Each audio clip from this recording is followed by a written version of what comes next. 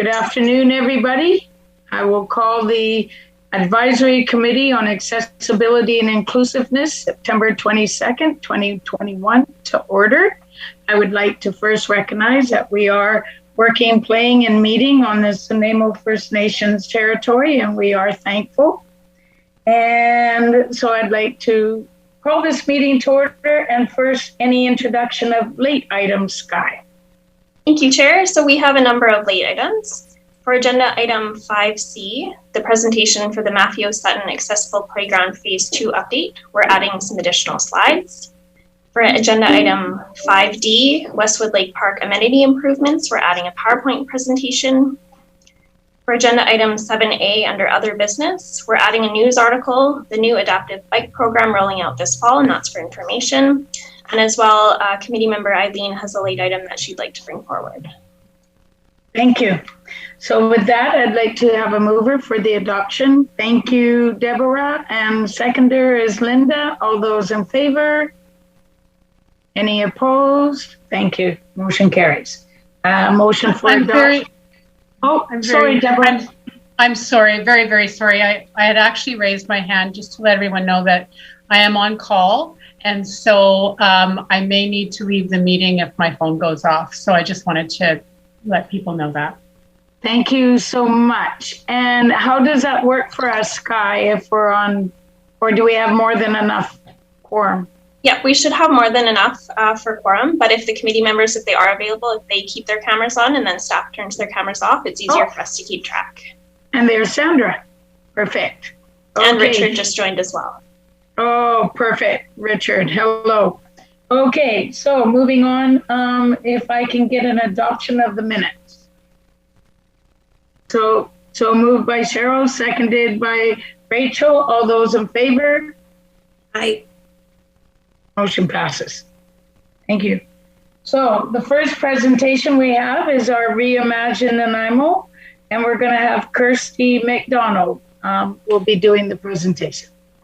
And Chair, if I should just mention just before Kirsty speaks, again, just to the committee, we're trying to utilize the committee as much as we can for Reimagine throughout the process. So that's why you constantly see it here.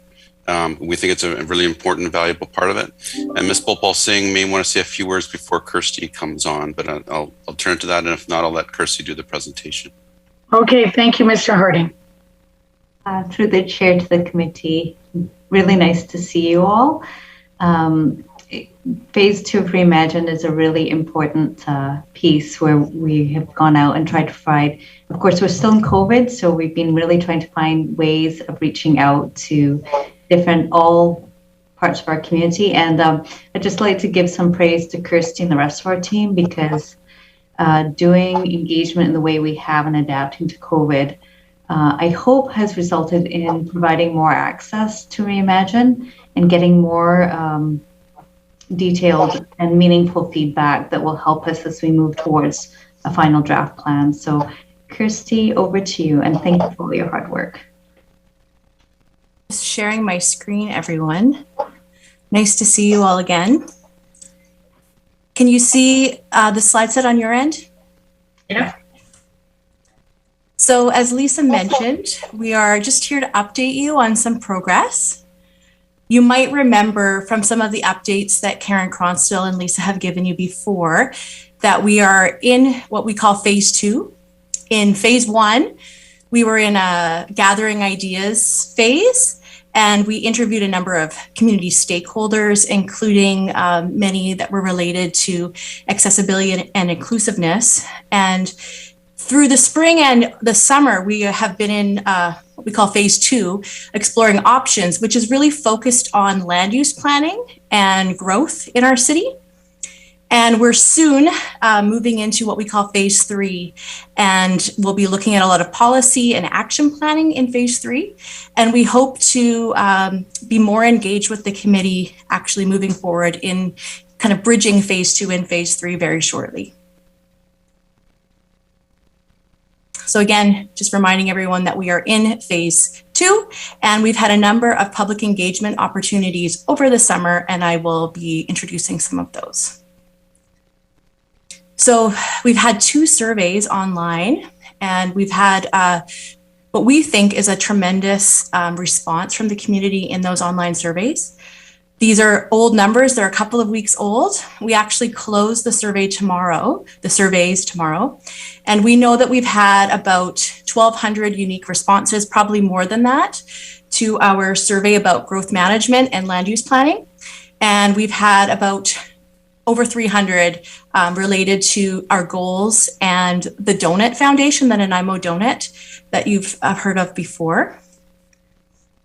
We've also had a number of public workshops, and we've had very good response to the 8 workshops actually that we've had. They've been a 2-hour commitment for the community virtually on Zoom. And we feel that we've had really great feedback through those 2-hour sessions from a number of diverse community members.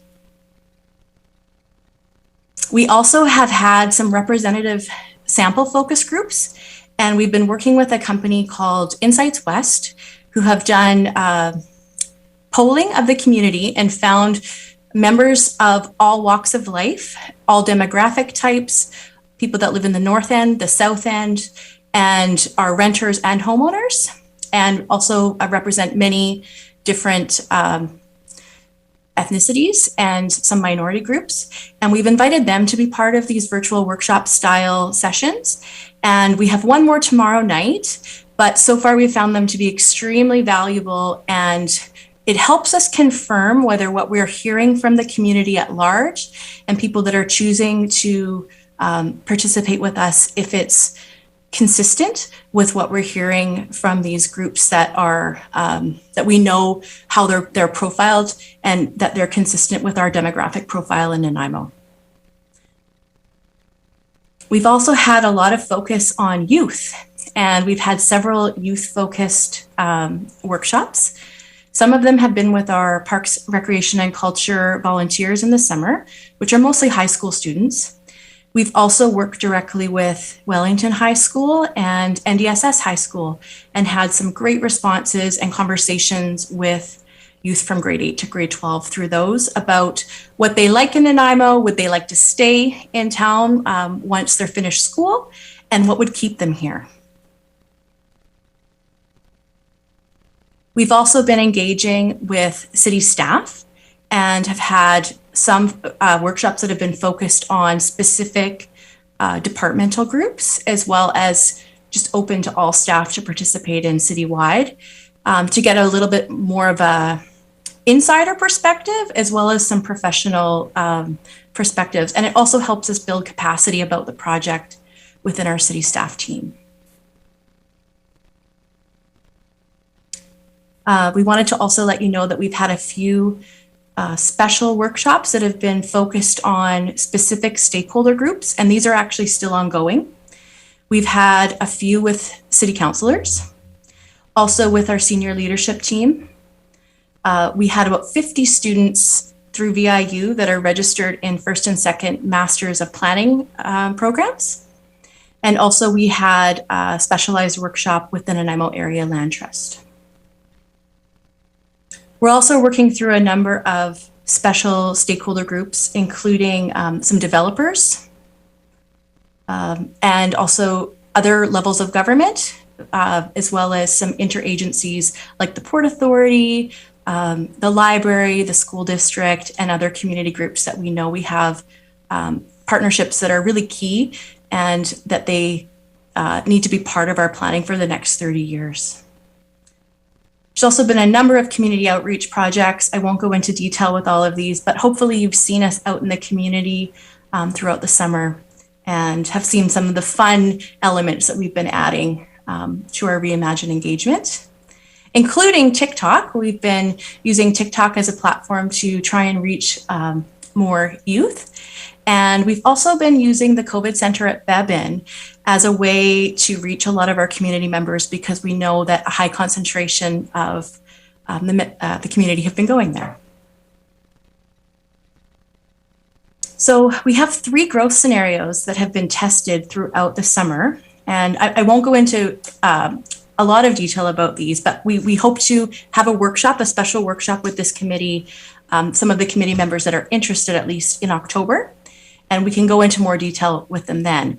But the current path really looks at our current OCP and the land use designations that are currently in the official community plan. And if we were to continue those on, how would that change the shape of Nanaimo over the next 30 years? Scenario 2, which we're calling mobility hubs, really focuses on some of our existing commercial malls and town centers where we have a lot of transportation networks and commercial and residential converging. And scenario 3, the central focus looks at really focusing our growth more on the downtown and linking up to Vancouver Island University. And these are the 3 scenarios we've been testing for the last 3 or 4 months with the public. And there's lots of pros and cons to each of these scenarios, and it is becoming more and more apparent that likely we'll be leaning towards a hybrid that takes the good of all of these scenarios and blends it into a new scenario that we'll be looking at moving forward. Christy, just before you go on, I think I've got Deborah with a question. Sorry, thanks so much, Christy, for this presentation. And before I ask my question, I just want to caveat with knowing that there's been lots of opportunities to plug into this and give feedback. I'm just wondering about some of those, I think the special kind of groups that you're holding, the workshop focus groups, I guess, for lack of a better word. Is there or has there been any attempt to reach out to the nonprofit community to really focus on maybe the nonprofit leadership as also being significant stakeholder? And again, I just want to say there has been opportunities for nonprofit leaders to plug into this whole thing, but I'm just wondering about a focused group on that area. And it may be too late, just an idea. It's never too late. Thank you for the question, Deborah. But we have invited anyone that was on our stakeholder list or that participated in our phase 1 to sign up for these workshops. So far, I believe the only nonprofit group that we've had a specialized workshop for has been the Nanaimo Area Land Trust, and it was their board. And a lot of it is capacity. If every group in town, we've probably engaged with well over 300 stakeholder organizations throughout the last year of this process. But if there are some specific nonprofit groups that would like a more focused outreach, especially moving into the month of October, I think if you've got some in mind, we could definitely target them. But we've invited many groups, and many have participated, many of the executive directors and some of the board members in some of the summer workshops that we had. Okay, thank you. So just moving forward, just wanted to, I think you've probably seen this graphic before via Karen Cronstall, but just wanted to remind you of what Reimagine in the process includes. And it includes a land use plan, which is our official community plan, as well as a Parks, Recreation and Culture Master Plan update, policies related to climate action, and also our active transportation plan. Those are the key documents. And then below that is a number of supporting strategies and action plans. And this is really what I think is going to be the fun section, and where we're really looking forward to engaging more with you as we move forward in how we formulate some of those inclusive and universally accessible action plans and policies, really to start making some change in the short, medium, and long term. So taking that into consideration, tomorrow is our close of our public phase 1 or phase 2 engagement. The surveys will close and we will be ceasing our public workshops, but that is not barring us having more stakeholder conversations though.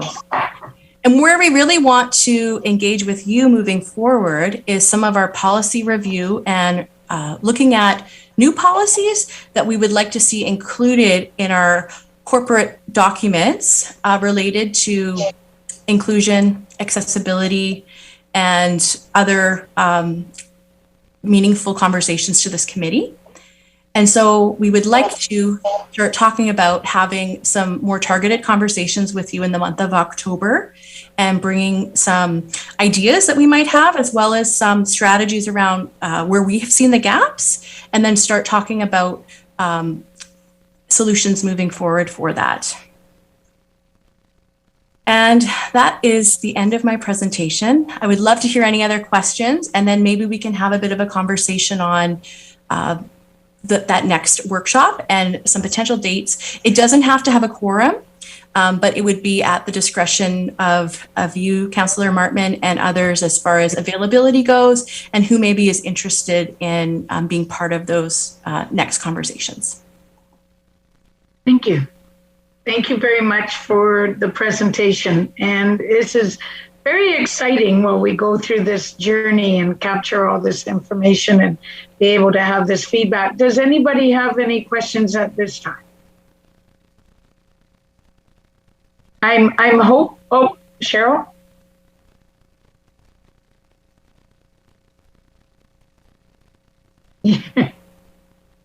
Sorry, it's hard for me to pull that screen thing down now. They've changed it on my screen. I just was wondering about when you're talking about the developments for the, oh my gosh, Green Thumb. Mm-hmm. Did that just go out to the developers, or did that go out to the neighborhood and everybody? The workshop that we had was focused with the developers, so the owners as well as their consultants. The larger conversation around the community is something that has come as a theme through our public workshops, but that particular one was focused on the owners and their consultants. Okay, just because I know there's a humongous amount of opposition to that particular plan, so, and I know they're organizing in my neighborhood on it, so thank you. And thank you, Councillor Armstrong, because that actually tweaked me as well, because I was wondering the rationale. These developments have not come before council yet. Mm-hmm. I'm thinking you're probably wanting to be proactive and be able to provide or get some feedback from these developers. But for anybody in the public that might be watching our meeting, I don't want anybody to think that this has come anywhere close to council making decisions on these projects. Both Sandstone and Green Thumb, my understanding is that they're hoping to come to council with their applications this fall. I believe they're aiming for a late October meeting, but that might change. Mm-hmm. Our conversations have been more focused on both the current, are they meeting the current land use, but also what we're looking for in those three scenarios, and how, if their applications aren't reviewed until the new official community plan or city plan is adopted, how that might change the future of their application status. Perfect. Thank you. Go ahead, Councillor Armstrong. We have had Sandstone come before us numerous times, but Green Thumb has never ever been come forward. Thank you. Is there anybody else that has any questions before we move on to the next presentation? We have, and I believe I'm pronouncing this correctly, is it Jovan Stephanie? She's just joining the Zoom meeting. She's just joining the Zoom meeting now. Okay, perfect timing. Mm-hmm. So I will be sharing the presentation. If she's able to turn her camera on, I'll get that going. Thank you. Yeah. Hello. Hello and welcome. Thank you for having me. Oh, there we go. Oh, now I can see everyone. Hi, everyone. So I'll just introduce you. This is, and I hope I'm pronouncing this correct. Is it Jovan Stephanie? Stefani, yes. Stefan, okay. Who's the executive director with Rise Bridge, and she's going to present a PowerPoint presentation regarding their mandate and the new facility they have here in Nanaimo. Yeah. Thank you. Thanks for having us, everyone. Thanks for that wonderful introduction. So I am with Rise Bridge. We officially opened just 19 days ago. We're currently located at our resource office anyways, underneath the Firehouse Grill, for those who don't know. And of course, just recognizing that we are on the traditional territories of Snows and Nanaimo First Nations. I'm very grateful to to have the opportunity to be speaking tonight and sharing with you guys all of what we have in the works and in the plans and what's been going on so far with us. Next slide, please. So who are we? We're a new nonprofit society run by action-oriented peers and professionals mandated to provide a safe and culturally anchored low-barrier space to advance the mental health, resilience, and well-being of our community while amplifying social justice movements and elevating harm reduction initiatives.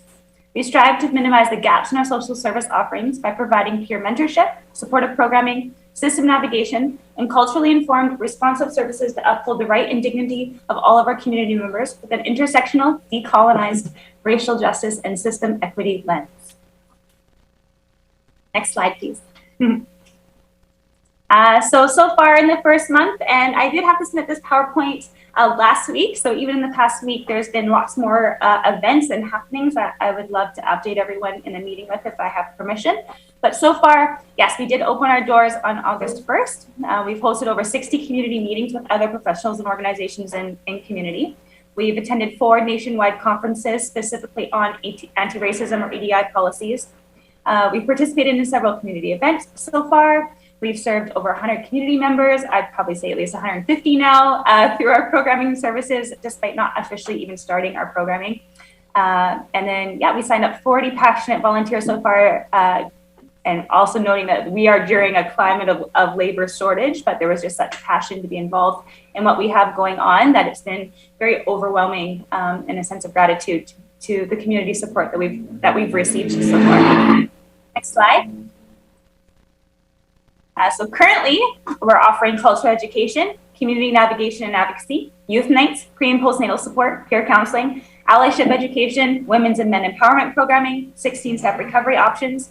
Accessible condoms and sanitary supplies are always available in-house.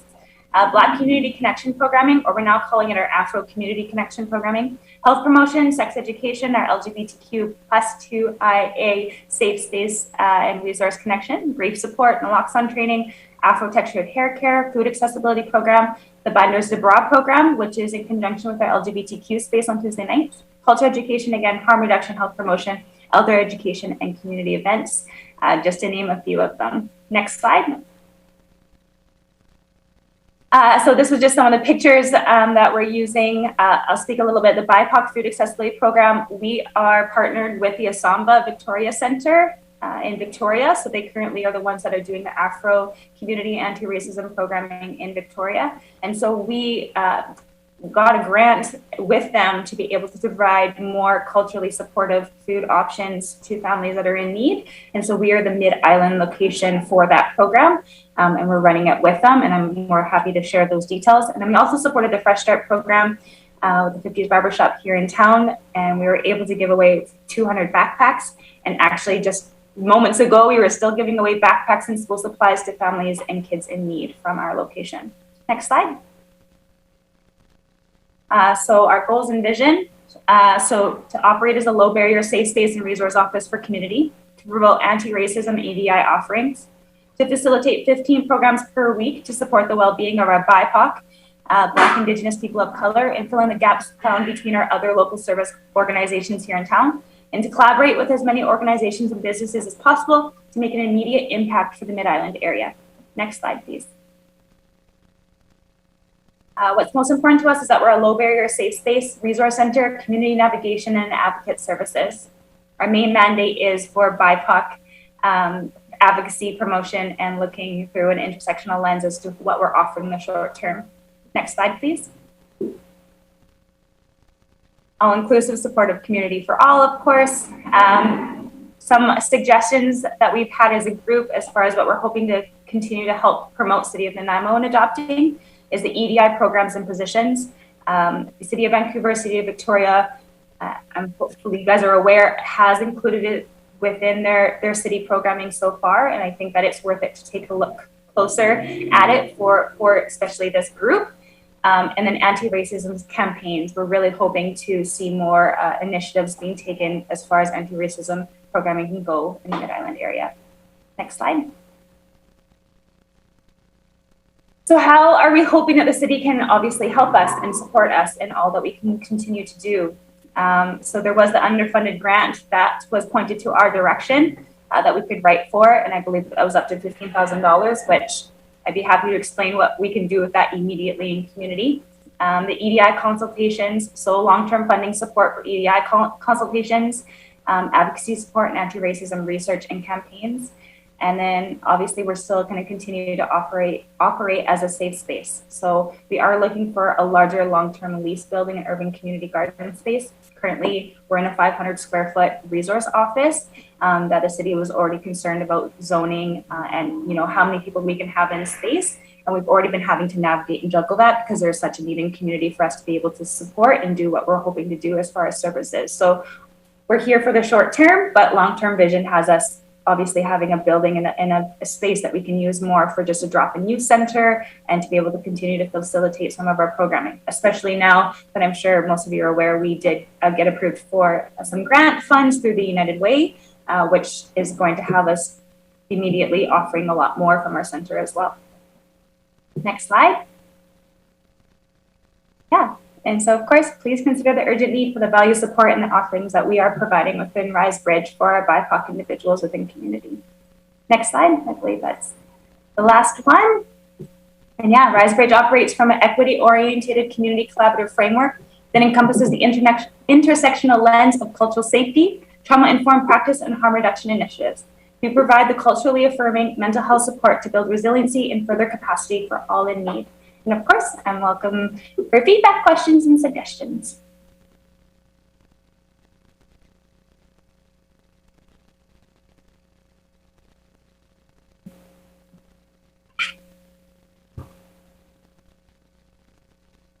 Councillor Martman, you're muted. Okay, so thank you so much for that presentation. Just before I get to the speakers, I just want to say how very impressed I am with obtaining 40 volunteers in this time. And so, and the work that's already begun, that is very impressive. I have some questions, but I'll let the other speakers speak first. So I don't know what order. I saw Councillor Armstrong, then Jocelyn and Deborah. I'll go after the committee members. Let them speak. Okay. Yeah. Jocelyn. Thank you so much for the presentation. That was really interesting. I work for a disability organization that has programs in Nanaimo. I would love to chat with you further about how we can learn from you, especially with, or support what you do among folks with sort of intersecting experiences. I know it's an area we're trying to work on in our wider provincial peer support program and information resources, so we can sort of better serve the needs of folks who are from BIPOC identities and also living with a disability, because that sometimes narrows down what's available to them, or poverty and access to food is also always an issue. So in any case, I'll find out where you are and get in touch, but would love to hear a little more about what you're doing and if there's any way we can support or learn from what you're doing. Beautiful. And likewise, our main idea is that we're community collaborative. So that is our hope, is that we're just going to continue to work with organizations to find out how to best serve community, especially in the short term. And of course, I made this presentation prior to knowing about the grants that we've just currently received and what we'll be able to offer now going forward. But that will be much more to share with you, because we're going to have lots more availability and opportunity as to what can happen in the next few months, especially. So yes, let's connect. Thank you. Thanks. Deborah. Thank you. My question really is follow-up to Jocelyn. Just wondering, in terms of, there's a lot of nonprofits in Nanaimo, as I'm sure you're aware, a lot of nonprofits doing pieces and parts of the work that you're also doing. And so is there an effort being made to sort of consult with those organizations to sort of bring us more closely together to support your work and have your work support ours as well? if there's plans to do that in the future, and be something that I'd be happy to work on as well. I work with Nanaimo Family Life Association. We work with a large number of Indigenous folks. We have the only Indigenous informed sexual assault response program, and we are also the only organization at this time with programs focused for adults who are gender fluid. And so just seeing areas where we could complement each other rather than be in, kind of two different places and creating confusion. So just wanted to put that out there. And thank you, Deborah. I know that we have consulted with quite a few people from Nanaimo Family Life back in July and August. And again, our main idea is that for community collaboration. And so I believe AJ, who you might be familiar with, who's now the president of the Nanaimo Pride Society and was helping with Alphabet Soap from Nanaimo Family Life, they've kind of started to bridge the idea of some of our LGBTQ offerings and ensuring that it's not sorry, I'm at a loss for words right now, but conflicting, thank you, with the program.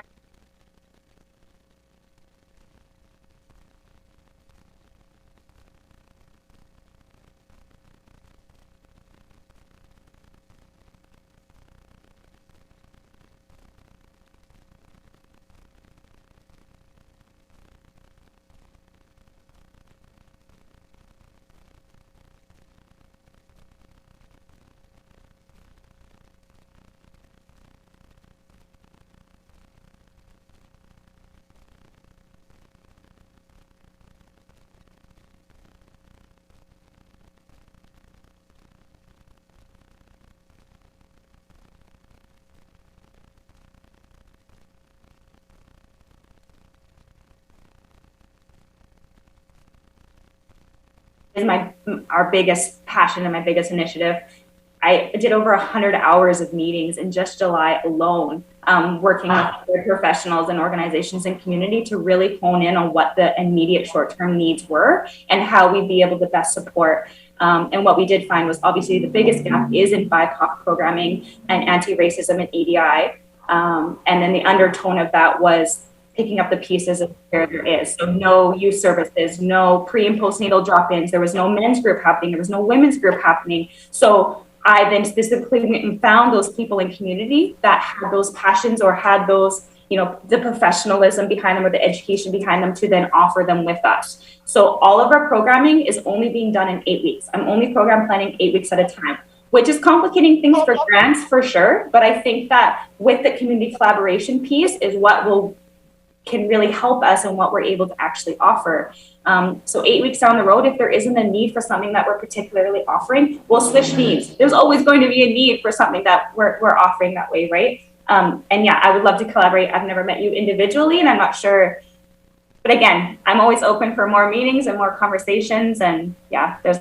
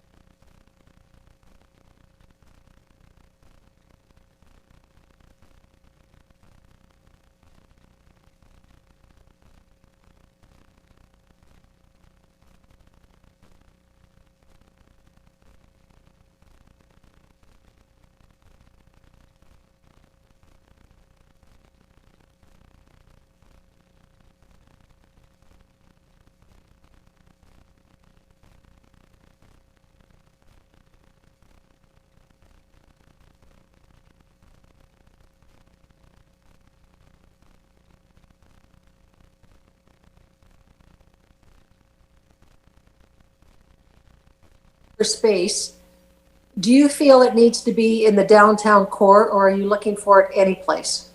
So, I mean, and that is conversations. We started at 8 o'clock this morning again. I'm free to say that we have been actively looking for a bigger space quite quickly now. We think that we're going to need to stay in the downtown core for several reasons. And we're hoping that accessibility is what we're leading with, of course. But I mean, we're open to everything, and it also depends on the funds that can come behind that as to what we can tangibly have. We have the capacity, we have the people to run a lot of programming that needs to be available tomorrow, is what we feel like in community. But of course, we just don't have the infrastructure to be able to do so yet. So, yeah. And then have you connected at all with Joanna Christensen? Sorry. Joanna Christensen? She owns Curva. She puts together the youth mental health festivals all the time. She's a musician, and she's a lead musician for Wonder Bread and quite a few others, Azeni. And she would be another good, plus she's very connected in the commercial community, which she might be able to help you with that, because I know she got the space because she was going to be running a band program. So I think she'd be another connection. But what I'm going to do is I'm going to make an appointment to come see you. Beautiful. That'd be great. Could have taken up everybody's time. Sorry about that. No worries. It's just something I'm passionate about too, as Zenny knows. I appreciate that. Is there any other questions at this time or feedback? Well, I really want to thank you again for the presentation and your enthusiasm and passion for our community, and in particular the BIPOC community. So I will have to make a point to get down there and visit you, right? I think we might have met in the park one day, but yeah, this is awesome work. And I don't know if Councillor Armstrong, but aren't we doing something at the city where we're trying to coordinate all the social not-for-profits programs? I think if Lisa can confirm, I think that's at SPO table. But I think they've got a group, but maybe Miss Ball Singh can answer for me. Yeah. Thanks, Lisa.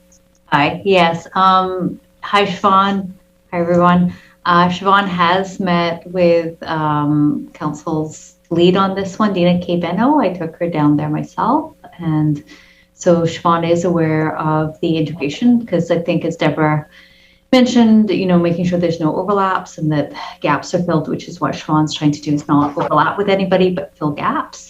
And so Dina has connected with her, and as part of setting up the systems planning organization, we hope that Siobhan and newer organizations and existing ones, that there's collaboration. Right. And, so that the most dollars are spent helping people rather than, duplication of effort, I guess. Yeah. So Siobhan has been connected. We've, as soon as we became Bride's Bridge, we did actually loop in with the people that's running the SPO. So she's aware of that, as well as the situation table as well. And I know there's philosophical differences there, but our other partners are kind of on board with that approach. So that's where we're at. Thanks. Thank you. So thank you very much for your presentation. You've got a few more connections now, and we'll connect soon. Thank you. Thanks, everyone. Take care. Thank you. So I'll move on now to Mr. Harding and phase 2 of the Maffeo Sutton Accessible Playground.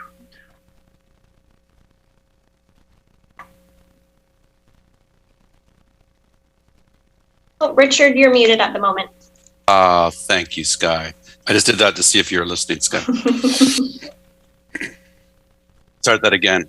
Thank you, Chair. I'm very, very excited to talk about phase 2 of the accessibility playground, and particularly thanking Council for bringing this project forward a couple of years early, so we can actually, with the success that we had this last year with the playground, move forward with the design. And what we really hope is have this thing built and open by this next spring.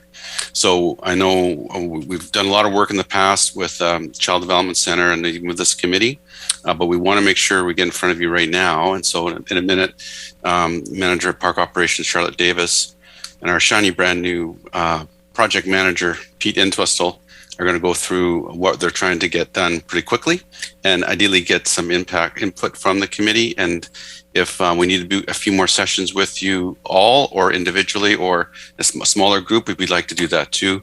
But we do want to start moving this one forward because we like this. It was so successful last year. And I'll turn it over to Charlotte. This is the now, and then Charlotte will do the details. Hope I'm not taking any of her thunder. This is the 0 to 5-year-old section of the playground that we're going to do. So with that, I will not take any more of Pete and Charlotte's work and turn it over. They have a presentation for you. Thank you very much, Richard. And are we able to share the presentation, please? Sure, it'll just take me a moment here. Thanks, Guy. So I'll start. Good afternoon, everybody. Through the chair to the committee, we're very pleased to have this opportunity to engage with you and seek your feedback on this exciting project. So, as Richard mentioned, the City of Nanaimo is making a major investment in Maffeo Sutton Playground, and Phase 1 took place and opened in June 2020. I'm sure you're familiar with Phase 1. I hope you've had the opportunity to get down there with your family and maybe yourself and play. Phase 2 is coming next year and will cater to a different age group. So Phase 1 was 5 to 12, and Phase 2, June of next year, is 18 months to 5. So the upgrade includes all new equipment, surfaces, and playground, and access to the playground, sorry. So it's a socially inclusive space. And to the community, that means that the playground embodies a destination park for families, children, and visitors, and residences, and it embraces people of all ages and all abilities. Strategically, the social inclusiveness means that we're connecting with 3 of the City of Nanaimo's key pillars, which are economic health, social equity, and cultural vitality. The new playground expands well beyond just kids and is an inclusive space benefits our entire community. That means mobility challenged adults can swing and engage and play with their children rather than watching from the sidelines. It means that grandparents can feel confident and stable on the surface, and that adults with developmental delays can also play too. Can I move a slide, please? Thanks. So the playground is inclusive and intergenerational and offers a gathering space for families in our community. The playground incorporates, yes, the physical equipment, but also thinks about so many more other factors, including emotional, social, tactile, sensory, and psychological benefits of play for all ages and abilities. The inclusive playground expands upon accessible parks, which are designed for people with mobility and balance challenges. And this playground, Phase 1 and Phase 2, will deliver a number of things: a sturdy surface for those using mobility aids, wheelchairs, crutches, or have balance issues, curb-free entries, a direct path to the playground, a trail with a firm surface that's at least 1.5 meters wide with a slope of less than 5%, equipment and textures providing stimulation, tactile stimulation, and zones for active and quiet play. And the specialized equipment and spaces are intergenerational. So we have like a family swing, and they're inclusive. So there's clearance for mobility devices throughout the playground, including the benches and the drinking fountains. We thought about all those factors as well. So can I have the next slide, please? Let's take a look at Phase 1. Here's some really beautiful images of what we achieved in Phase 1. And I think this is something that Nanaimo can really feel proud of. The equipment is of a high standard, and it really is a destination. The next slide, please. So let's think about some of the lessons that we learned, and we certainly did learn many. We have learned that this playground has become a true destination, and that's really exciting because it was funny when the playground was first going in. We got a few worried calls from residents in Nanaimo who were really, really attached to the playground that was in there. I don't know if you remember it, the 2 wooden strips, and people were so fond of that and were worried about what was going in, what are you doing? And then the phone calls stopped because people love it, and it is a true destination. And visitors, remark on it. Wow, this is great. We don't have anything like this where we're from. The equipment is engaging for all, and it's great because it's accessible, inclusive, and it's also a challenge as well. So really, it meets the needs of play from across the board. like I said, that means it's exhilarating as well. And you can become exhausted and sweaty like my son does when he goes and plays there. And you can also have a more quiet and mellow play experience there too. One thing that I have found is that risky play, which this playground does offer, creates some discussion. The tower feature that we have there, there's only 4 of those across North America. It's really special. And so people are kind of surprised that we have something like that in this so-called day and age of health and safety, you know.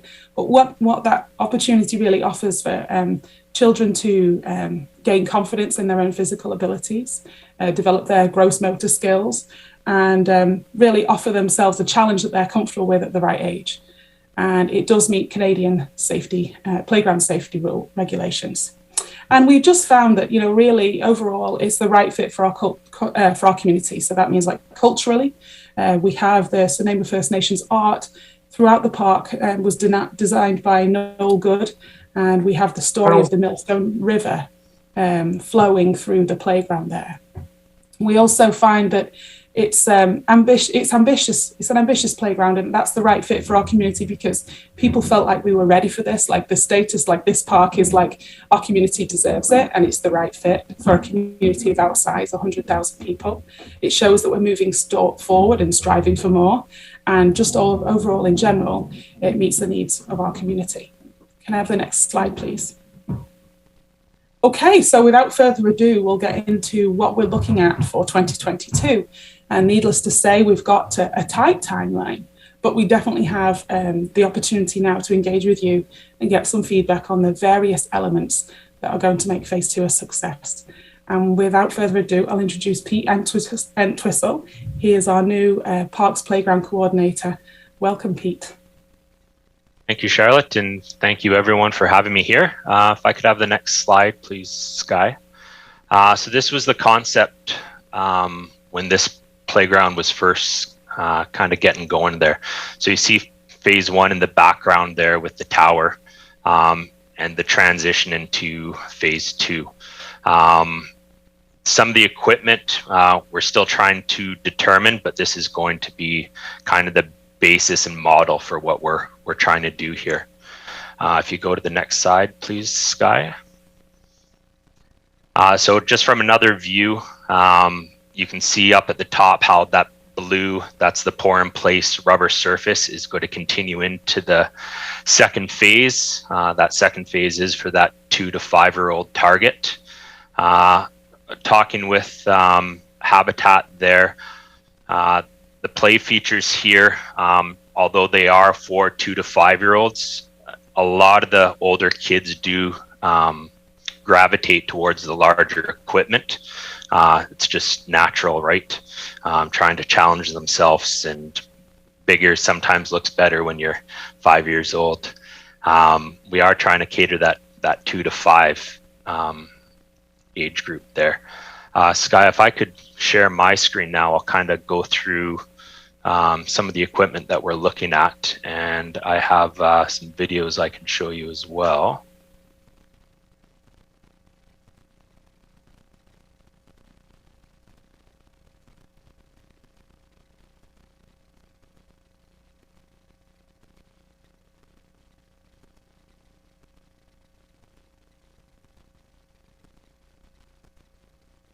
So this is one of the first kind of major play features that we're seeing, if everyone can see that there. So they called this the Smart Play Motion. It's going to have a mix of slides. It does have kind of a toy track for little toy cars around the top here, a bunch of different playing features. What I do like about this is it's traditional and it will blend in with what we already have there with the tower. We are planning on matching all the same color palette that we do have on the first one. We want to carry that tradition of the first phase into it, as well as the artwork that Noel provided. So this is one of the play features that we're looking at. The second play feature would be the Hydra Scout. So it's a little bit larger, and in my mind, it really captures the imagination a little bit more. when Habitat brought it to me, I wasn't too sure on how I felt about this piece. So I'm definitely interested in your feedback between this and that first motion piece. To me, this looks really spacey. It doesn't tie in, I didn't think, with the tower at the first phase. Again, the color palette we can mimic. It started to grow on me a little bit more because there's that wow factor with this one. There's a bunch of different textures, more ramps, more slides. You're going to have uneven surfaces for kids to learn their balance on. So that's kind of where I'm going with this. And I don't know, it's starting to grow on me a lot more than when I first saw it. Our next play feature here is the Wee Saw. So like your typical teeter-totter, but now with a modern day twist. So bucket seats for all users. It does have the rubber grip handle, so anyone with grip issues or anything like that, you don't need to worry about them slipping off the end of the handle. Can hold 4 people. Everyone moves in synchronization there, so it's not a separate system. And you do have this platform in the middle with a non-slip texture where you can get more kids on. This one I found recently, and I'm actually pretty excited about this because it does have full wheelchair access. So someone with mobility issues can actually wheel right on. These arms in through here do pop up, so the wheelchair can back right in. Arms come down and you can feel a little bit more secure. What I like about this is there is the seat on the other side. So whether it's the parent or the child with the mobility issue, the other person can be sitting on the other side and still incorporate the play. I do have videos of all of this to go through later so you can see it in action. But I'm really intrigued with this one here. Habitat was saying this is more of a 2 to 12-year-old piece. So it might be a good transition between the 2 zones, or the 2 phases, I should say. This is the sensory wall with a color splash panel. So in through here, you have all these different panels that can be popped out. Different things can be added. The video shows this a little bit better than the picture does, but it also has all these textures over the walls. So you really get the tactile feel on this one, whether it's your numbers and alphabet to, finding your way around the wall, kind of like a maze, right? And then again, all these circles can be popped in and out with different features. What I liked about this is not only the tactile feel, but it also gives a border to kind of separate a few different pieces. This is something that I think I would have gravitated towards playing on as a kid, and it's just for quiet play. I was a shy kid, so being out at a playground as big as Maffeo Sutton at a young age would have really intimidated me. Not only can you climb on this, but you can kind of hide inside and still do your own thing with view holes so parents can see in, kids can see out. So it's really towards the quiet play area here, but does have the climbing ability on there. Then we get into music, not everyone's going to gravitate towards the big play features, but I think anywhere we can involve music and other things in a playground is going to be very beneficial. So with these, you have 8 different chimes here. Each chime is going to have a different tone. It does come with a mallet that's secured on at the back with the green kind of handle here. It is a steel wire that's encased. That was one of my first questions about how many of these mallets go missing. It is a little bit harder to do that here. What's nice about this feature is not only the tones, but you also get the vibration of each chime. So someone is hard of hearing, they'll still be able to feel that vibration with the play structure. And again, the accessibility for people with mobility issues. Then we get into the kettle drum here. Again, pretty self-explanatory. Just get that sound feature there. And then a different style of drum here. Again, just different tones. So this is, again, the site overview and what could potentially be done here. None of these play items have been secured. We're still in the process of which direction that we go. We're still trying to figure out where in the park they should go.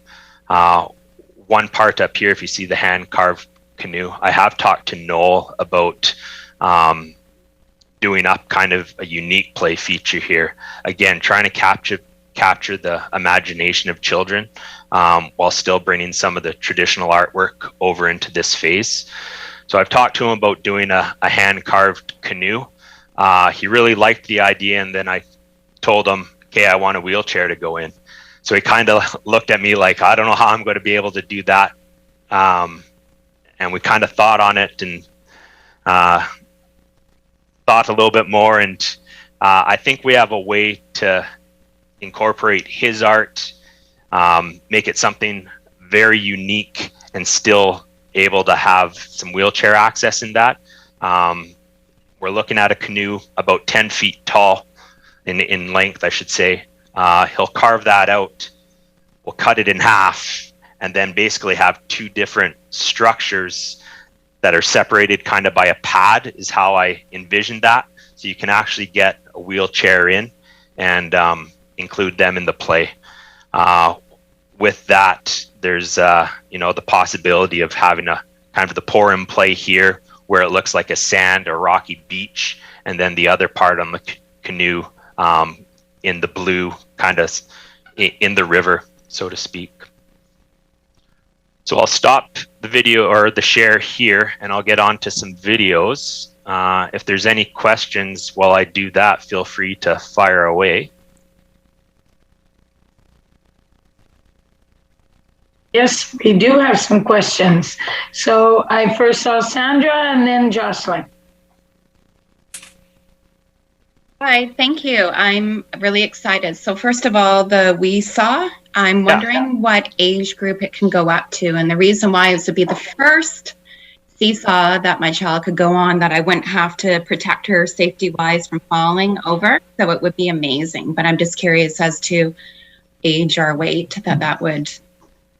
So everything that I've targeted in this and in this phase is going to be that 2 to 5 range. Okay. But as you can see in the video of the We Saw, maybe I'll play that one first since we're on the topic here. Everyone can see that screen there? Mm-hmm. Yeah. Mm-hmm. Okay.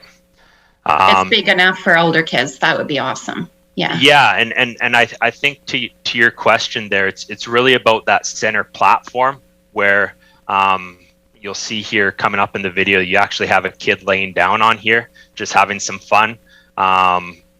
There's the narrower gap here or the larger gap there where, someone who was larger could potentially fit in there without too many problems.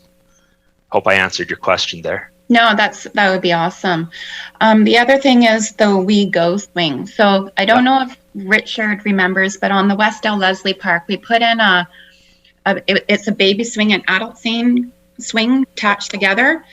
And people actually specifically drive to that park because I've seen grandparents be able to swing with their grandkids.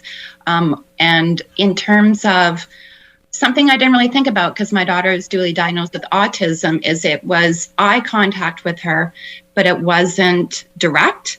And so I could practice speech with her because it wasn't there was an activity built in. So I'm interested in the bigger swing, but you might want to think about maybe putting in that dual baby swing as well, because I know I've seen really multi-generational people on it, and it's been amazing to see people have loved that swing. Charlotte actually brought that up yesterday to me while we were discussing this feature. So I'll have some internal discussions with her and see if we can get that. She said the same thing that you did, how popular it was. Yeah. And the same thing with grandparents. You know, I pictured, you know, my grandparents being on this with me when I was a kid.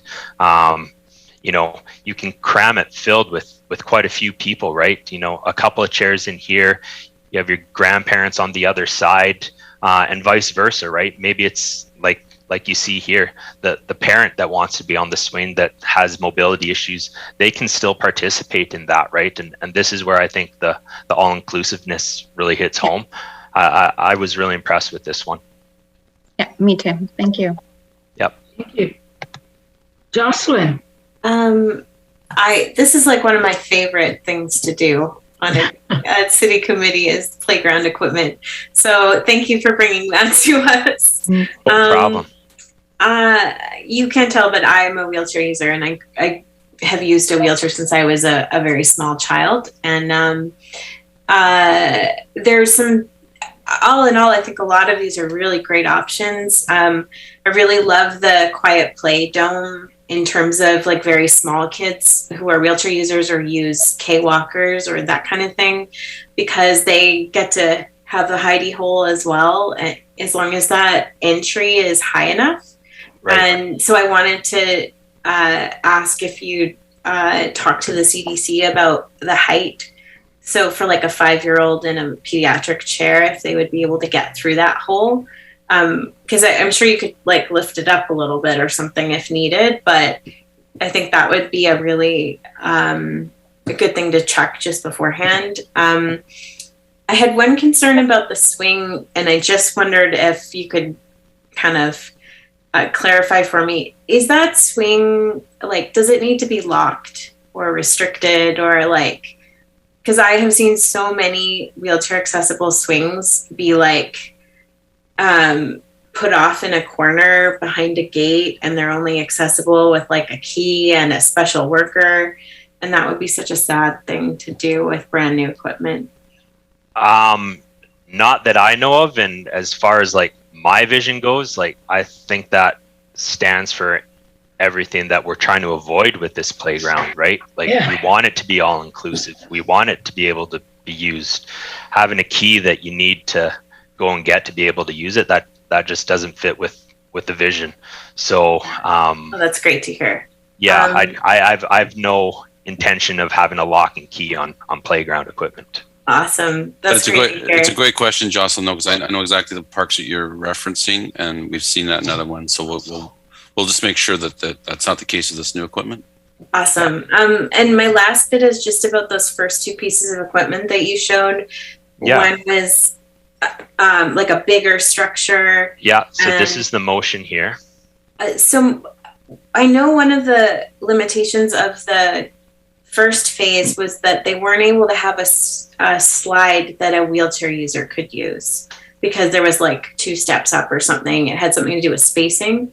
And I'm just wondering whether on this piece of equipment here that you're showing me, it looked like there wasn't a slide that a wheelchair user could use, like because of the steps, but I wasn't sure if I was seeing all the sides. And the second one that looks like a spaceship looked like it had more ramp options.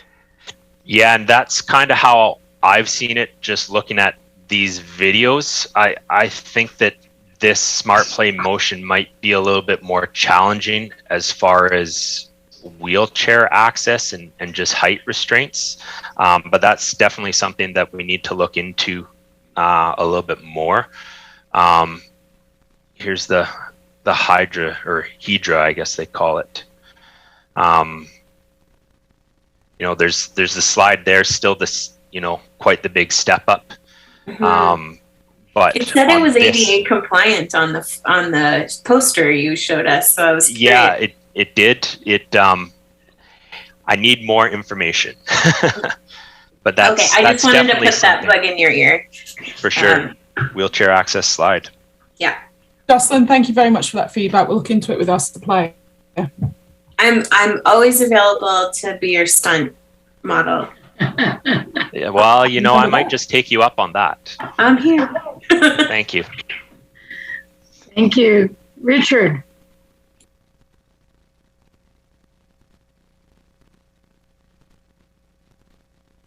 You're muted, Richard. While Richard's unmuting, here's that the sensory play with the different inserts. So you get the tactile feel, but you also get, you know, your color, the hypnosis if you're trying to get a cookie out of your mom, whatever the case may be, right?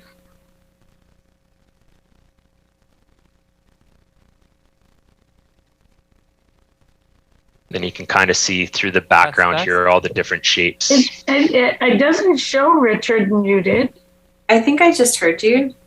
Richard, say now? something. Yeah. We can hear you. Can you hear me now? Yes. Yeah. Sweet. Yeah, I didn't know that my button had, or the dial had turned down. I'm sorry. My question is in relation to actually the area around the playground. I was kind of curious if there is any like garden / vegetation that has been considered, or if this is like a separate subject altogether from this presentation. But the thing that I was kind of thinking about was actually a garden that was designed to be inclusive in Edmonton. They have a garden that was inspired by Helen Keller. So there's vegetation that actually has different, well, it incorporates different senses. And yeah, I thought that would be kind of interesting, taking a consideration to the actual foliage around the area. Thank you, Richard. That's an excellent point. Phase 1 does feature a small sensory garden, which we do intend to carry through into, no, not at all. And we do intend to carry that through various pockets. I think there's 2 pockets of landscaping planned for phase 2, which will have sensory elements and native plants, but sensory ones that are engaging, yeah.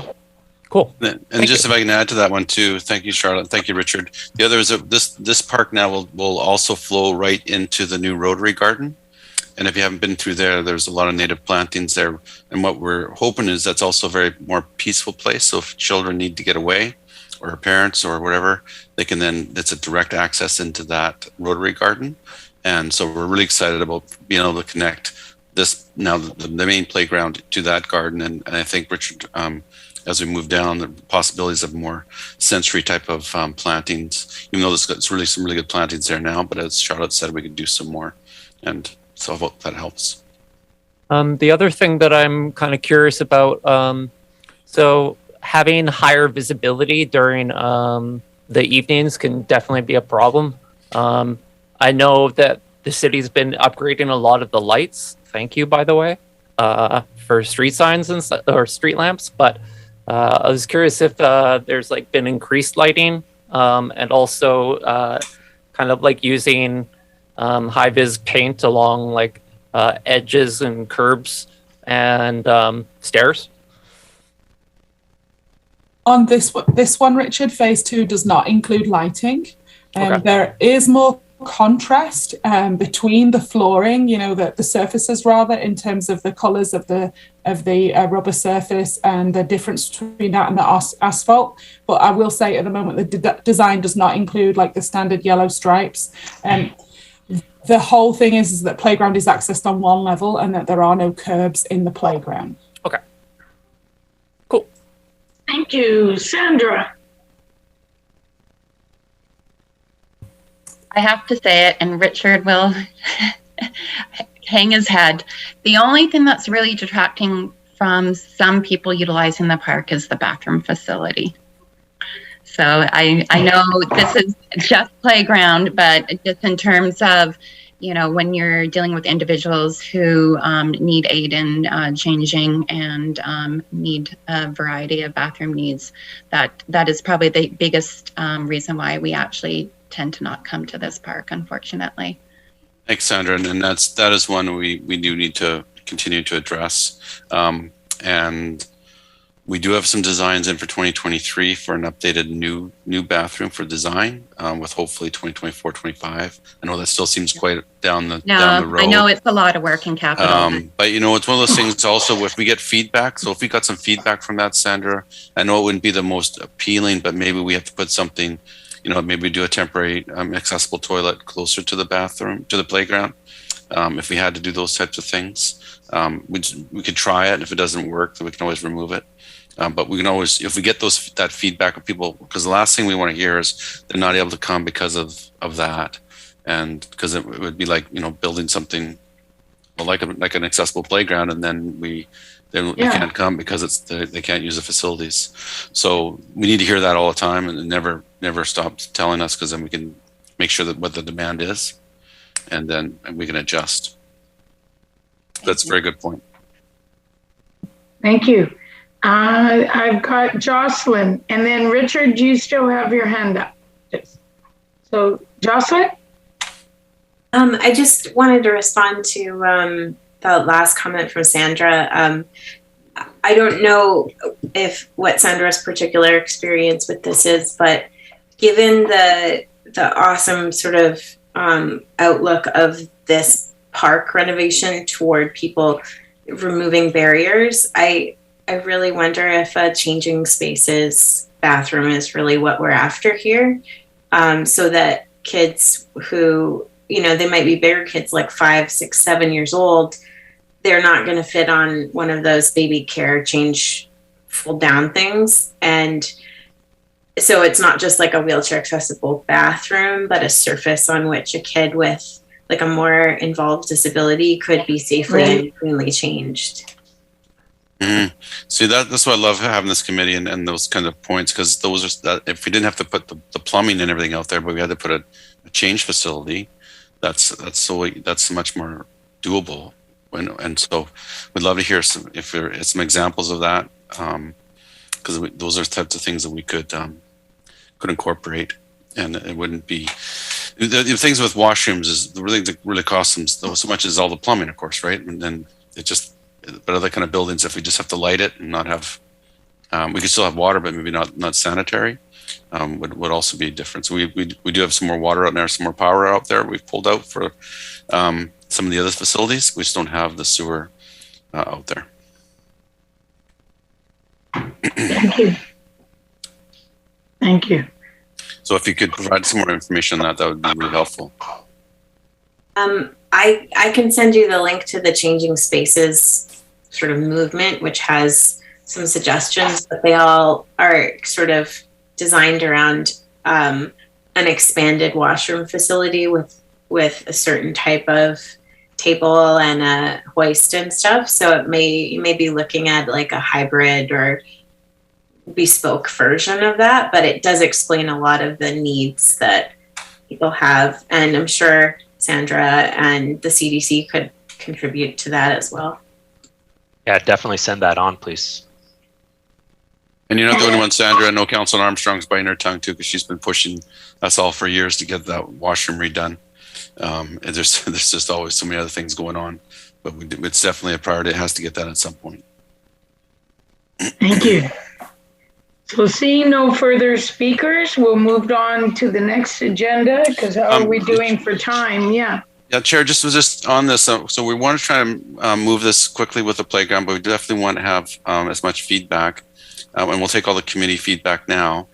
If we want to do a subgroup or a site visits or anything on that, we're totally open to it. Like I say, we want to make sure we do this right. We want to make sure we reduce as many barriers, and sometimes we just don't realize some of the barriers, and that's why we're so thankful for this committee and the breadth of knowledge here. So we're open to any ideas. We do really want to try and get this built in the spring and open in the spring. So if there's some desires to reach out to Pete or to Charlotte or myself, please do. Or if there's a desire from the committee to have a little subgroup, we could do that also. Thank you, Mr. Harding. So we'll move on to Westwood Lake Park amenity improvements. Over to you again. Yes, and I think I'm going to actually I wasn't really meaning to do a presentation here. I just want to make sure the committee was aware of some of the public input process that we're doing for Westwood Lake. Because one of the main goals of it, a lot of people are just think it's a parking issue. So typically I just get everyone picking up the phone and singing Joni Mitchell songs to me. But really, realistically, this is really an accessibility and an improvement to the park, to the playground, or sorry, to the beach, the waterfront, the trails. And of course, there's going to have some parking in it because what we really want to try and do is pull the beach back and have some more trails. If you haven't seen this, Sky, would you mind putting on the first slide to this? Sure. Yeah, I wasn't planning to do a presentation, but I just want to make sure the committee is aware of it, as well as if you have some other friends, family that want to get on and do some of the engagement. So it's Westwood Lake Park amenities improvements. And what we're really talking about is really the first beach and the parking behind first beach in general. We know we're going to get a lot of comments about the overall park, but what council's also given us some funding to look at is to go through at least phase 1 or phase 2 of this program next year, if we can get some designs done. And they've allocated some funding for it. Just the next slide. And Kirsty, you can jump on anytime because you know I'm going to miss things. So again, we're doing it through a lot of the issues that we found out through Reimagine, and again, I won't go through all of this, but you can see it if you get driven to the online survey, and you can get some of the background. The next slide. And so here's the main area here. We're talking about the main parking lot that we're looking at, and so this kind of gives you orientation of where the park is. Next slide. And next slide. So these are really some of the options. These are just not options, but they're components in each of these areas, what we're looking for. And one of the big things is, where do we put the new accessible washroom, which we think is a key. Where we want to put the accessible beach access, some of the trailways that are accessible and such, and how to make the beach accessible. So I just want to find the slide that drives you to the survey site. Because once we do get all the information from the surveys, and we start getting into the design phase, we're going to come back to this committee for more information for some of those designs and such. So I just need to find where to go. Yeah, so the survey is open until October 31st. There's some on-site information signage. Social media is out. Kirsty, help me drive them to the site where the survey site is. It's on getinvolvednanaimo.ca, and it's the third or so item on the down, and it's just says Westwood Lake Park or Westwood Lake Park amenity and access improvements, and it's a direct link through the Get Involved Nanaimo site. Again, we just want to make sure you're aware of it, and again, get out if you're in a group or organization that loves Westwood or wants to do it. Please let them know about it. The more information we can get, the more input, the better. Kirsty, anything more articulate than I did? Just that we've had quite a bit of stakeholder engagement already, and one of the groups that I've interviewed Jocelyn around this project back in Reimagine Phase 1, as well as we've had some key input from the Child Development Center and Adapt Island as well. And that's really where we heard a need for having more accessible beaches in Nanaimo in general, as well as the washrooms being a constraint at this park, just like we heard with Matteo Sutton. And so they have been working in the background with us, providing information, and we definitely want to also vet these designs as they develop through the different advocacy groups and community stakeholders like Adapt Island and the Nanaimo Child Development Center. And similarly, in the last presentation, all those components that Pete showed you actually came through discussions with the OTs, PTs, and executive director of the Nanaimo Child Development Center. Thank you. Richard. And so, sorry. Richard had a question. Richard Otto.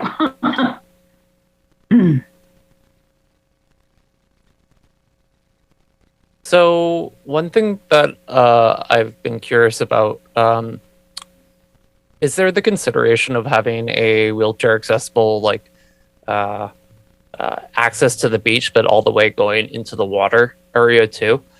Yeah, there is one there now, but it's definitely dated, Richard, and those are kinds of things we need to look to update and find some better ones. But so there is one now, but the way that the parking lot is situated, it's hard to access. It gets overgrown with sand, and I just don't think it's definitely doesn't meet 2020 type of standards. So those are again the reason I really want to make sure the committee members are aware and show what it is, because we want to do some of those accessible ramps. We're trying to get one in at Bevan or at Departure Bay sooner than later, maybe also one at Neck Point, and then here particularly. And then of course, with the work that we're trying to do with the paddling center at Long Lake is another one there with, if that boathouse goes ahead. And even doesn't go ahead, there's some things we need to do there. And we've had 2 suggestions so far for the type of accessibility beach. One was a Moby mat, which has been tested out in a few local park areas, not in Nanaimo, but Mid-Island and Vancouver. And the other was something called a shark track. And it's something that's a lot more common, I think, in Europe, but it's something that a chair, instead of riding, being pushed down or self-propelling down, it's more of a glide. So again, these are just concepts, but those are the 2 specific types of accesses down that we've heard would help to get people with their toes in the sand as well as down to the water. So just drive to the site if you can. There's lots of information and different ideas of what we're trying to achieve. Again, it's not about parking, although parking is in there. It's really, though, how do we make that beach much more enjoyable? How do we make some of the trails? As you know, the Westwood Lake is extremely busy, and we really haven't done anything significant to it since the 70s. So it's definitely in need of a refresh. Thank you. Cheryl. This is pertaining to that just piece of correspondence I had added on the adaptive bike trails. Is that something that could be looked at for that area? Because we don't really have any locally. Yeah, so if you remember in the spring, 2 other groups came on adaptive locations. So Westwood is one of those that could be. Given the fact how busy it is, we did try to encourage them to go to some other locations, like say Colliery, but definitely Westwood's going to be one that could end up being that, Councillor Armstrong, and as well as if we had if we had the end of facilities, nice, good accessible change rooms, that would also help that. We just have the rocky knoll on the far side or the south side that's tough to get around, but the other way around, we can do a number of things. Okay, thank you. Seeing no further speakers, we will move on to item number 6 on the agenda under reports, family-friendly housing policy. And is Mr. Lindsay on? I know Mr. Stewart is. I don't believe Mr. Lindsay is on, but it looks like Lisa's here. Hi there. So I'd just like to introduce Dave Stewart, who many of you know, who's one of our social planners. And he is going to be presenting you today with 2 information reports, one on a family-friendly housing policy and an accessible and inclusive policy. And this is work that our council has directed us to do. And so he's going to give you an overview so that you're aware of the projects and their intended outcomes and how we're linking this into the Reimagine Nanaimo policy review. So without further ado, over to Mr. Stewart. Thank you, everyone. I'm just going to try and share my screen here, and hopefully you'll be able to see the PowerPoint. 1 second. Everyone see that okay? Not yet, David. Not yet. Oh. There we go. Okay. I don't know why the delay. I got it before everyone else. Okay. So, yeah, as Ms. Paul-Singh mentioned, we're going to be doing this is a presentation on 2 separate policies, actually, in one. So you have the committee has 2 separate reports, and what I'll like to do is present, and Councillor Martman as chair, would you like me to present this all together as one, or take a pause and we can do a discussion in between the 2 separate policies if that's the will of the committee? I think if you're comfortable with this, We could combine them, and then if people have any questions, to just raise their hands, and at that point in time, they can ask questions.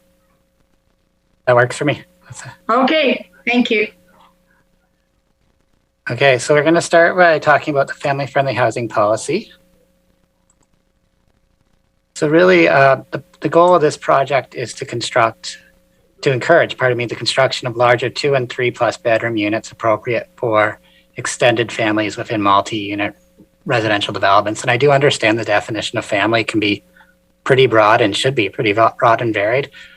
The focus of this is primarily with families with children, or like I said, larger extended families that require more bedroom space.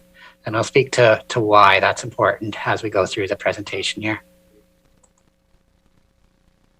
So really what we're trying to do with this policy is looking to understand a number of different things. First and foremost is probably the supply and demand, and I'll speak to that in the next slide as well, for 2, 3, and 3 plus multifamily bedrooms in Nanaimo. We're looking at both rental and ownership tenancy. We're also looking at the cost implications of any requirements that we may bring in through policy or zoning or bylaw. We're looking to encourage family amenities. And again, we're looking primarily at children here. I got to follow, it's really hard to follow up such an exciting presentation on the playground, by the way. That was fantastic. But we're looking at trying to encourage things like children's play space, private yard space, ground-oriented housing, largely again for families with children.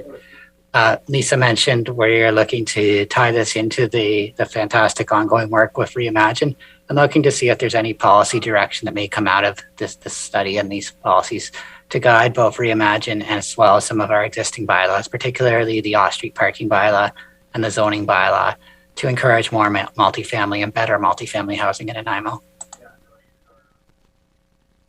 So the impetus for this study came out of the affordable housing strategy for both studies that I'm going to speak to. And this is actually considered a short-term goal of the affordable housing strategy that was adopted back in 2018. And the strategy provides us a lot of direction. You'll notice some similarities probably between these two, this slide and this previous slide. The strategy provides a number of recommended actions, and that really does include a family-friendly housing policy with a short-term goal to increase the percentage of 2, 3, and 3 plus bedroom housings. It includes a market analysis, and that's a demand for family-friendly housing units. So we're looking to hire a consultant to let us know what impact requiring 2, 3, and 3 plus bedroom units will have on the market and on developers if we actually start requiring this as part of our policy. And if we want to start encouraging this with increased density or other bonuses. The affordable housing strategy also wants us to look at the parking requirements, and some of that has been done already. Some of you know me for a long time. I actually worked on the off-street parking bylaw as well. And through that process, we did look at reducing parking for developments near transit facilities and local amenities. That being said, we also looked at increasing parking for more bedrooms based on the theory that 2, 3, 4 plus bedrooms are generally, folks who have those housings are generally likely to own more cars. So we're going to look at that as potentially maybe a barrier that we need to address through this process as well. We're going to look at design guidelines and space programming, as I mentioned earlier. So again, I mentioned earlier, I kind of teased that why we're doing this. And some of you may know Nanaimo, anyone who rents in Nanaimo already probably knows this, that the vacancy rate in Nanaimo right now is 1%. It's quite low. And it is very difficult. We heard through our rental survey that I presented to council fairly recently that it's very hard to find rental housing. It's even harder for families. So as low as that 1% is, it's even lower for 2 bedroom at 0.8%. And for 3 plus bedroom, it's actually at 0%, which is almost remarkable. So basically that means if you have a family that needs a 3 or 4 bedroom unit, you're waiting for someone to leave because there's really nothing out there. This is obviously a snapshot in time taken in October 2020, but it certainly shows the need. And the reason for that can go to when we actually look at our rental inventory in Nanaimo. So we have 7,106 rental units in Nanaimo. Of that, less than 7% of that rental housing has 3 or more bedrooms. We have, like I said, you can see, our folks can likely see here, on 1 bedroom, we have over 3,000 1-bedroom units. We only have 24 bedroom and 443 bedrooms. 2 bedrooms, a little bit better there, where we have 2,313 2 bedrooms and 72 plus 72 2 bedrooms with a den, which could potentially be converted to a 3rd bedroom if necessary. I mentioned earlier we commissioned a renter survey in the spring from April 21st to May 12th. We had 465 responses to that survey. Of those, 101 of those respondents were families with children. The lack of family-friendly rentals was mentioned as a concern by 23 of all renter survey respondents. For families, that number was 65% of the families that responded with children mentioned lack of family-friendly rentals as a barrier to finding housing.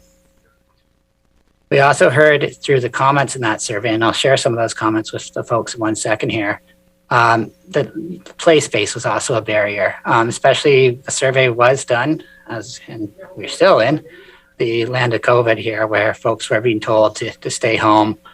And certainly there was a while where playgrounds had to be shut down. When as a parent with children, I was certainly grateful for having yard space and looking across at the apartment across from me, that has a number of families in it, and folks really struggling to find play space for their children. Seeing kids playing in parking lots and other places that are less than desirable.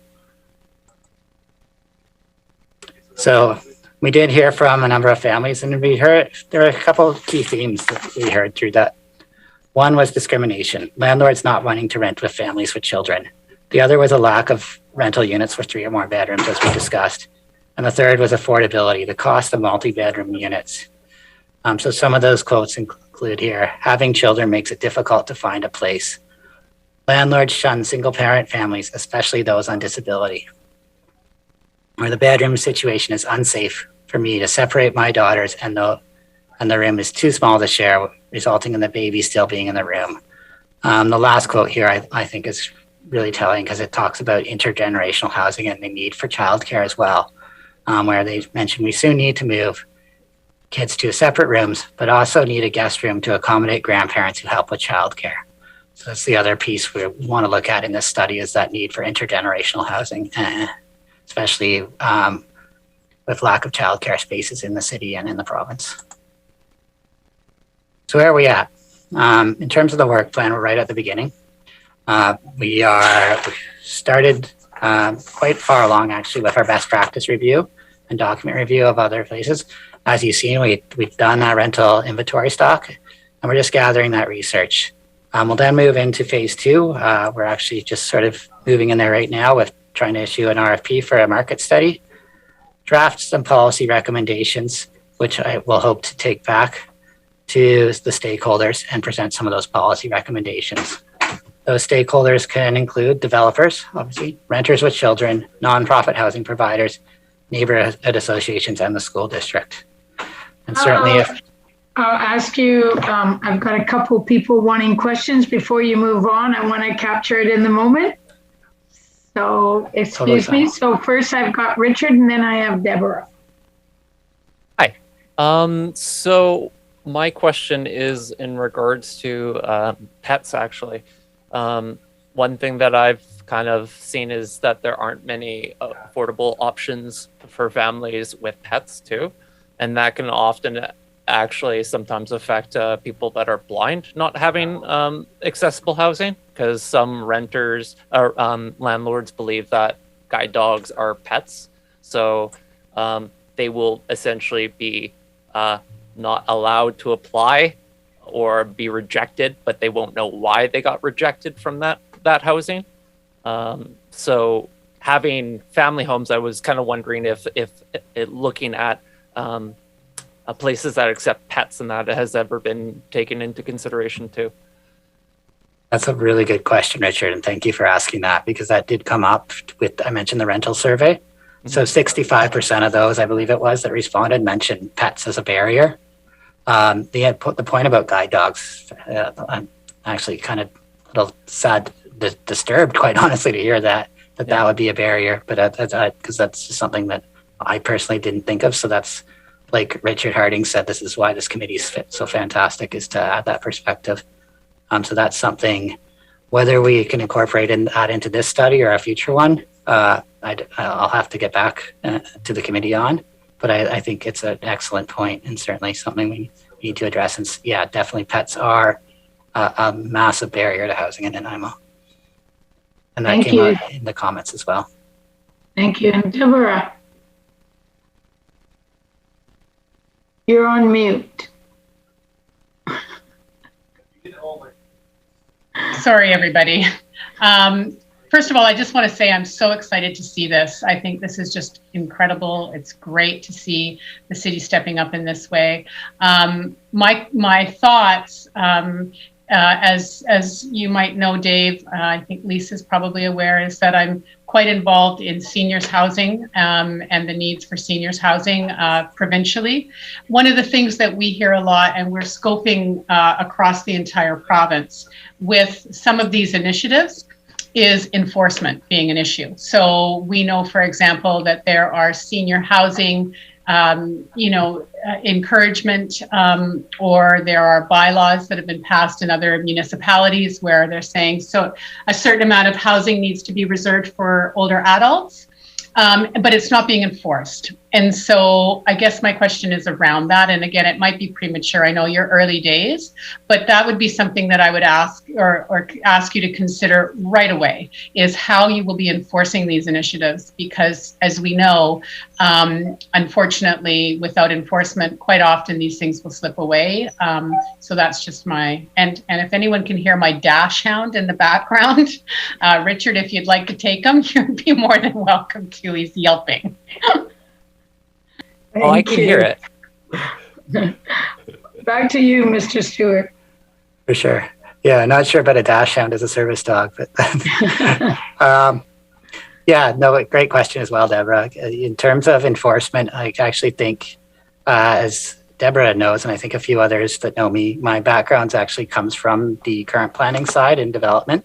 So I can safely say that really the focus of these regulations is going to be not to jump too far down the end because it is early days, but we're looking at, as the affordable housing strategy recommended, looking at requiring percentages of 2 or 3 plus bedrooms. We're looking at the design guidelines. This is stuff that we can deal with at the development permit stage of a building. For those that don't know, a development permit is when a multifamily unit goes in for a design review with our current planning team. So they look at floor plans, they look at site plans, and this is something that can be fairly well enforced through to the building permit stage and actually building the building. So it's not something that we need to work. Where enforcement becomes challenging is down the road 10 years from now in terms of programming and things like that. But because we're talking largely here about built infrastructure, I'm less concerned, honestly, about enforcement than I would be about some other policies we've been working on. Thank you. And I've got Rachel. Would it be possible to put in the building permits, sorry, I'm not so up to speed on how these things work, a requirement for a certain amount of units to be rented with people who are on disability, say like 8% or something? Because it came up in your comment, and it's something I know to be true in this community, that landlords, actually all over BC, landlords don't want to sign the form that people on social assistance, including disability, have to get signed to have a place to live. Sure, if it's okay with the with Rachel and the committee, I might hold that question for a little bit because we're going to be presenting on the accessibility and adaptable policy as well later on. So that I think I'll relate to that, if that's okay. Well, just remind me because in case I forget, because I tend to do that. So please. I'll make a note of it. Thank you, Councillor Martin. Okay, and I don't see any further hands at this time, so let's keep on going then. For sure. So I'll just continue walking through the work plan here, if that's okay. So I think we were just talking about doing market research, and that's basically to make sure we have a viable policy and to basically head off any concerns that we may have from the developers and folks that actually build this housing that we're talking about. And then I mentioned, we went through a stakeholder engagement and then looking at final policy. So what we're looking at here is actually coming back to this committee in the spring of 2022 and looking at an endorsement for that. Following up with that, and the timeline for this will look similar with the accessible piece. We're looking at zoning, OCP, and development permit guidelines to come out of this policy later on. So it won't be end there, but this will hopefully, certainly some of the OCP stuff will inform Reimagine, which timeline is very similar to this project, but some of the other later stuff may come out after the fact. Thank you. As I mentioned, we have had a chance to do some best practice research, and the TikToker you saw in Kirsty's presentation right at the beginning, Julie, one of our students, has been fantastic in helping us out with this. So between us, we looked at 23 other municipalities in Canada, US, and Europe.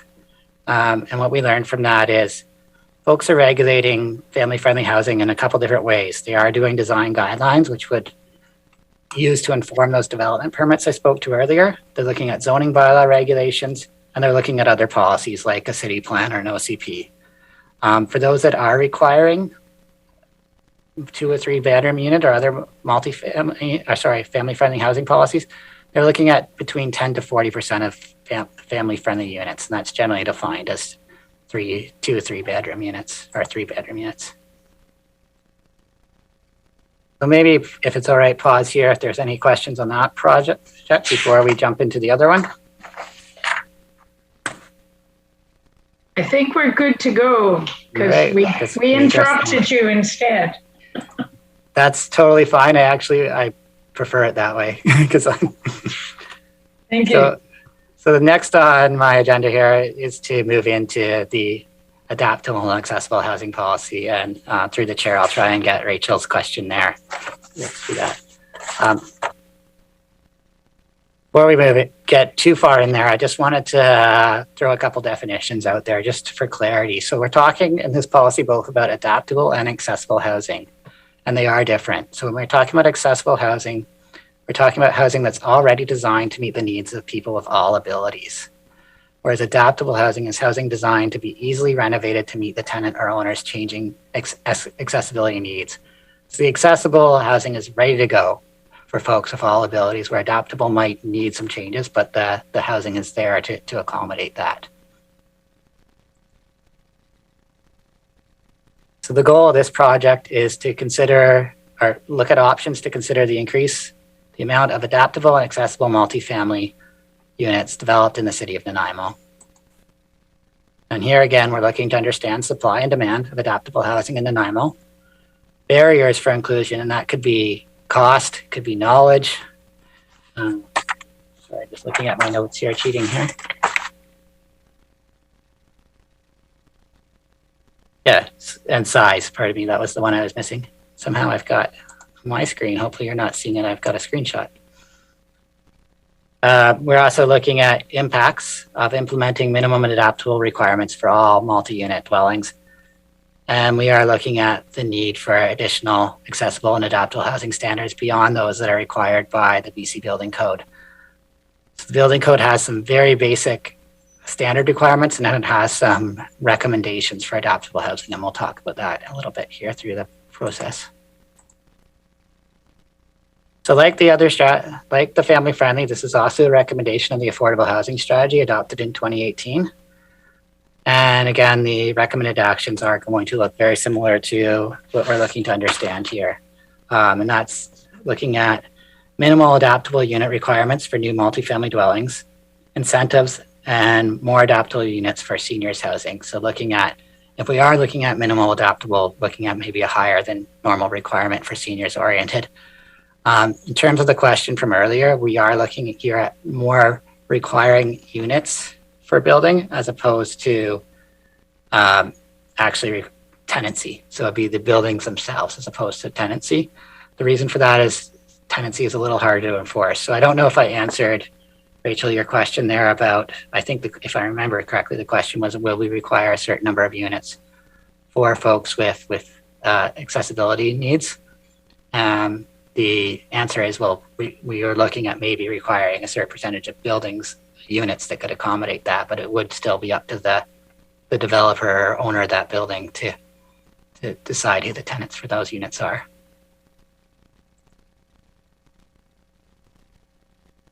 So I mentioned the renter survey earlier, and we also heard a number of concerns about accessibility through the renter survey.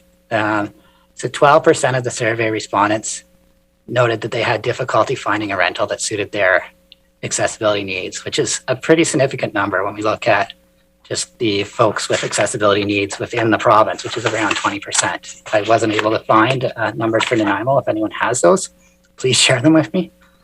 But yeah, 20% in the province. So assuming we're on par with the province, that's a pretty significant number. That 8% were unhappy with their rental due to accessibility challenges. And we heard a number of comments, largely regarding elevators, mobility, with folks in a wheelchair, and other disabilities due to age, and just being difficult to find housing due to that. So the work plan here is very, very similar to the work plan I shared with you earlier for the family friendly. And given the time, I'm not going to get into this in the same level of detail.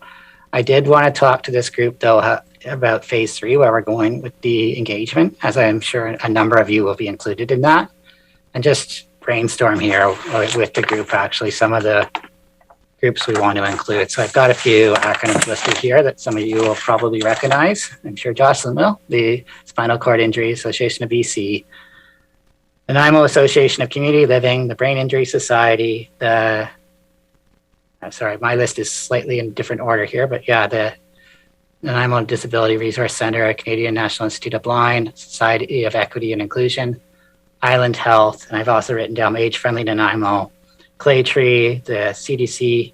And if there's certainly any others, you can let me know now, or email me, or let me know. Elsewhere, another time. Our other presenters need to get in touch with you.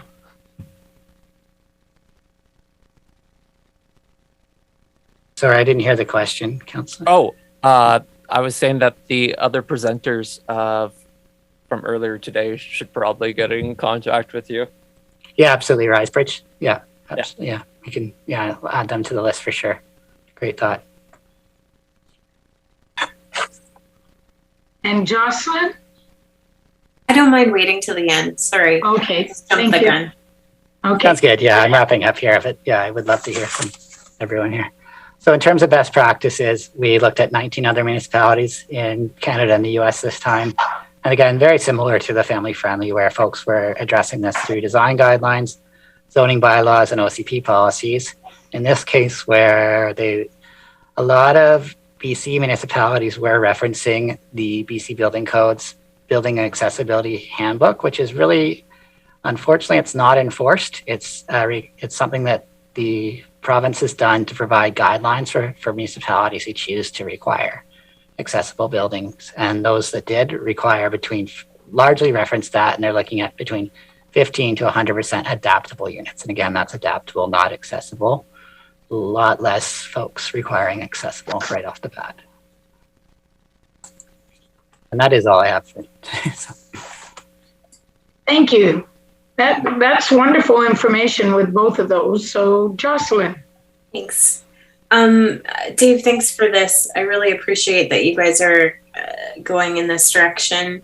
I was really involved with Vancouver's accessible and adaptable building bylaw, and accessible path of travel as well. And there's a few points, and I'll be involved in the consultation, so I'll try and be really brief.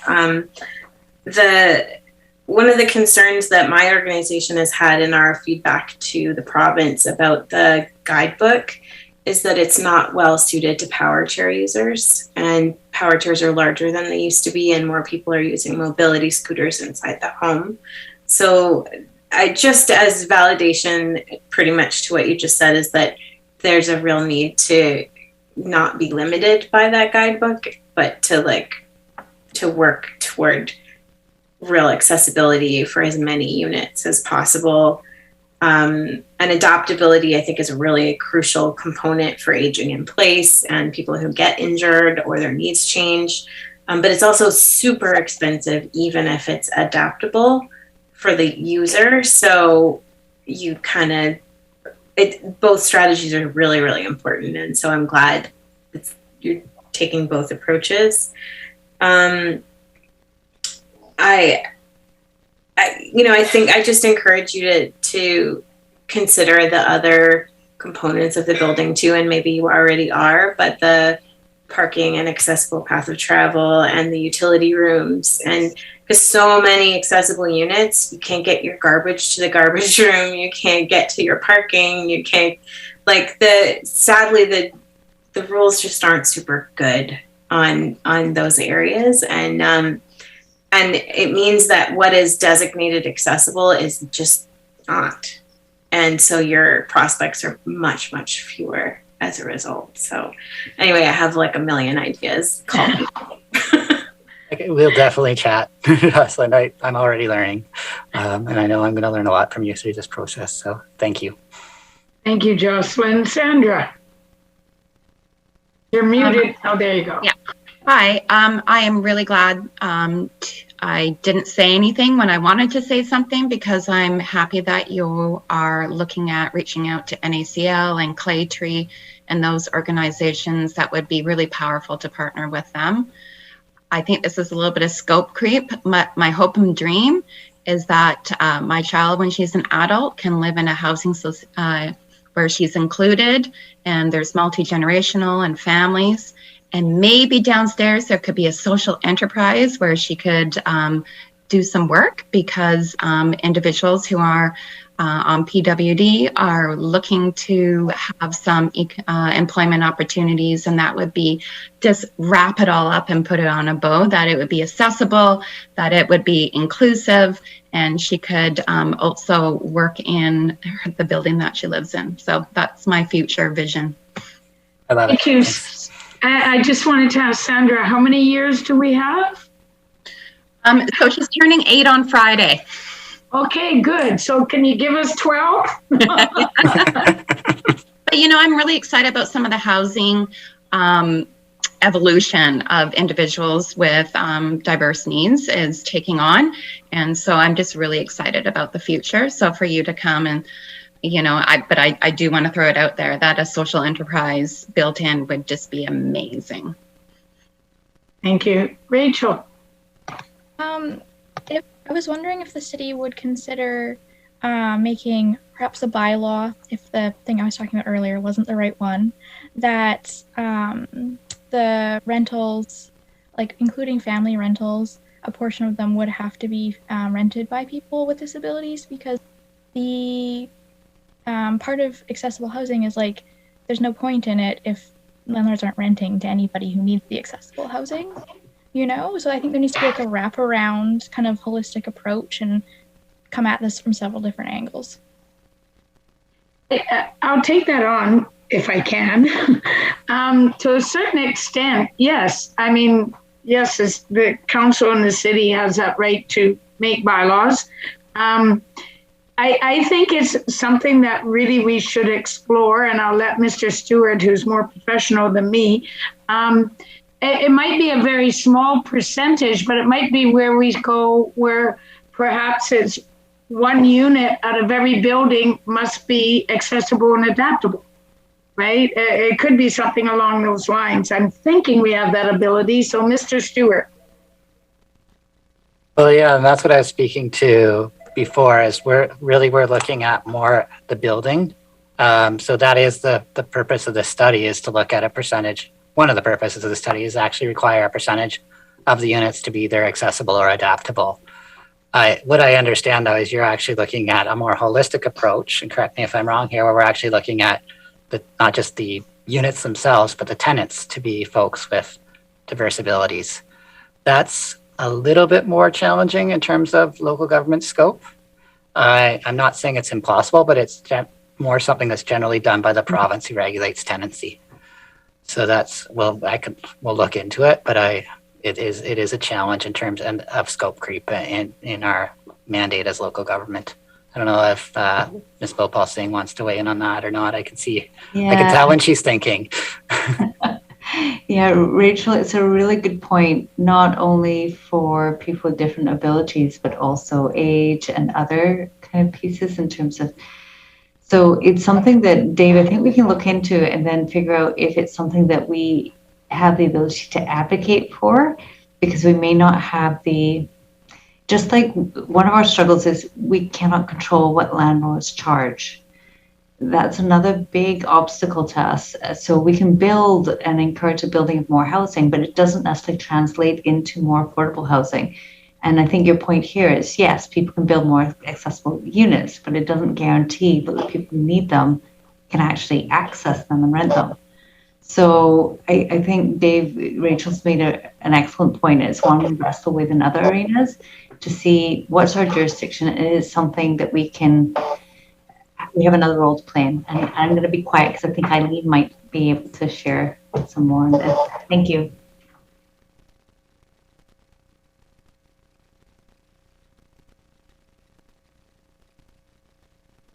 Was there anything further, or we're good? Okay. I think Jocelyn? Eileen wanted to say something, didn't she? Oh, Eileen? Yeah, I just wanted to say that I'm really happy to see that housing is being really inclusive for people of all walks of life, because I really feared that things were going to become too ghettoized. Put all the seniors in one lump, put all the people on welfare in another lump, and I like this inclusiveness, that open up the doors, like having people of all ages and all stripes living together. Thank you, Eileen. And Jocelyn? I just wanted to mention, because of Rachel's question, does this project that we're just discussing now, does it have room to consider policy-related interventions to enable more housing stock for disabilities and access in terms of Rachel's question? Because I wonder, can council outlaw discrimination based on the funder of your rental? Because what we're talking about is discrimination based on income assistance, which is, if it's not already illegal, it should be. And I'm a landlord, so I'm on that side, and there are already lots of regulations on how landlords behave toward their tenants. And I've also been unhoused in the past. So I really feel Rachel's comment, because it's not just infrastructure barriers. A lot of it is policy barriers. And on the other kind of flip side of that, I would love to see the city use its policy options to incentivize homeowners with income suites to make those more accessible, because there's a continuum of need around disability.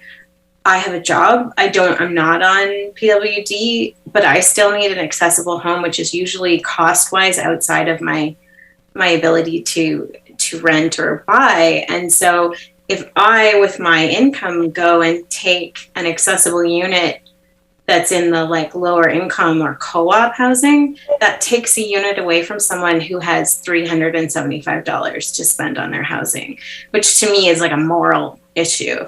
And so I've always hoped that we could use property tax easements or rebates or something in order to incentivize private homeowners like myself to make, if I could make my suite more accessible so that it could be listed as an accessible unit for someone with a disability. It is fairly accessible already, but, I think people might jump at that and not realize that that was a need. So anyway, that's a drum I've been banging with the city of Vancouver for a very long time, but you could outplay them and do it first. Thank you. And you bring up some really good points. I'll let somebody who's more knowledgeable than me and respond, but I can tell you right off the bat, we don't get to play with the property taxes. That's provincial. And a lot of the jurisdiction over housing is provincial. Discrimination and the Tenancy Act, etc. But we do have a role as advocates, right?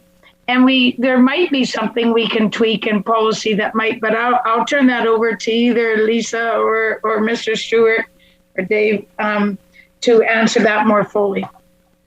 Yeah, I just wanted to respond to that a little bit in terms of one of my earlier slides had the recommendations of the affordable housing strategy on there.